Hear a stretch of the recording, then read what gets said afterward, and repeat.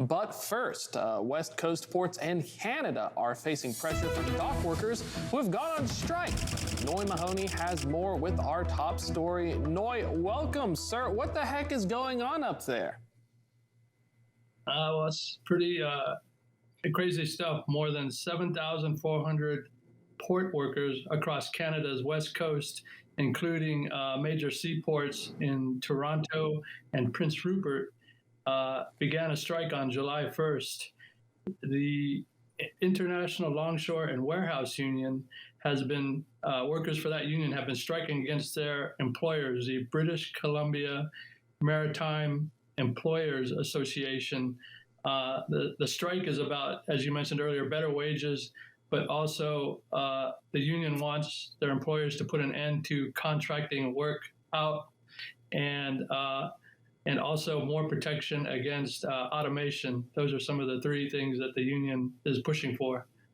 Yeah, and Noi, when you think about this and you hear about it, I mean, those are two of the largest ports in Canada. I mean, what are the impacts overall? I mean, right now, we're going on this will be day 6. So, I mean, you're talking almost a full week. I mean, how is this going to play out? At least the short-term 1-week disruption until anything gets solved. Yeah, that's correct. The strike is entering its 6th day. Experts say that, this strike could cost the Canadian economy as much as $250 million per week, in lost trade, higher disruption to the ports. And as you mentioned, these two ports are two of the biggest in Canada.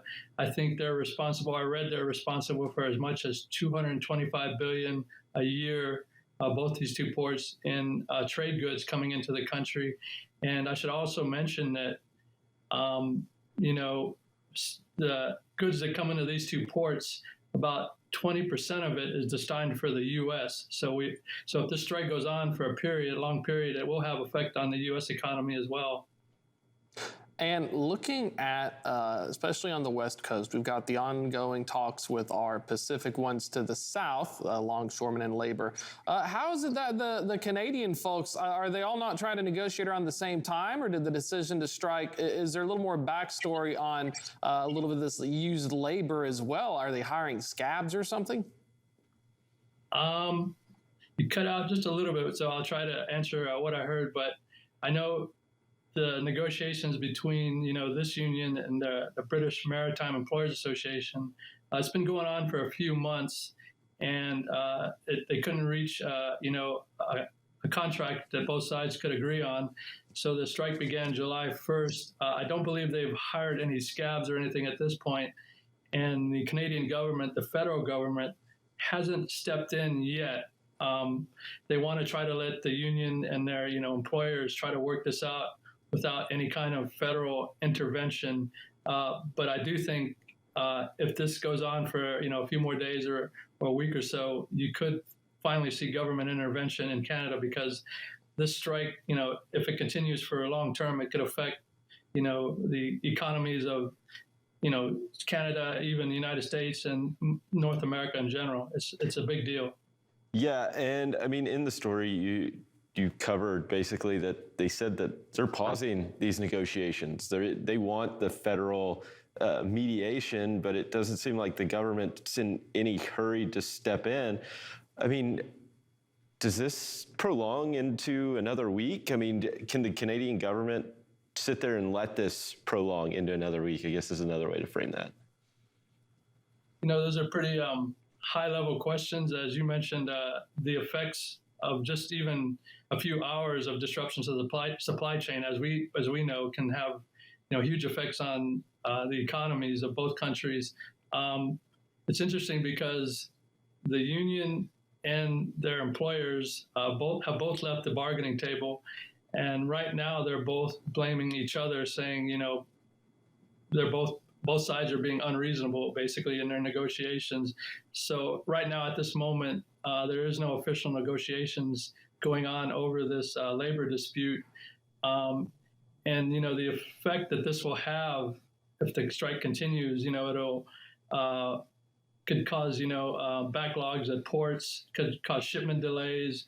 It could cause price increases on certain goods that come into these ports. I've read that consumer goods, electronics, household goods, beauty supplies, stuff like that, are all the stuff that comes through these ports. We could see, a short-term increase in prices on a lot of this stuff.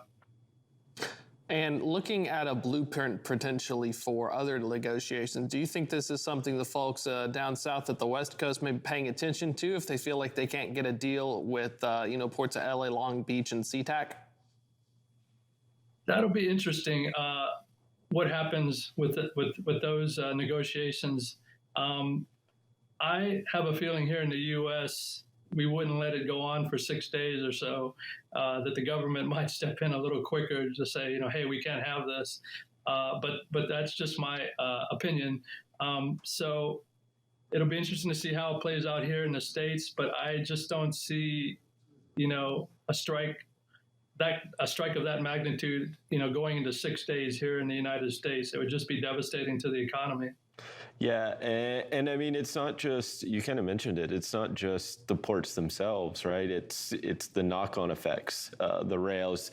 You included Canadian National talking about kind of those knock-on effects, rising shipping costs, things like that. I mean, when you think about this or what you've heard, I mean, is the impacts it feels like this could set up for the U.S. to take some of this, or a shift where, hey, maybe shippers avoided the U.S. ports with COVID and kind of found a honey hole up in Canada. Well, now it may shift that back. Is that a possibility?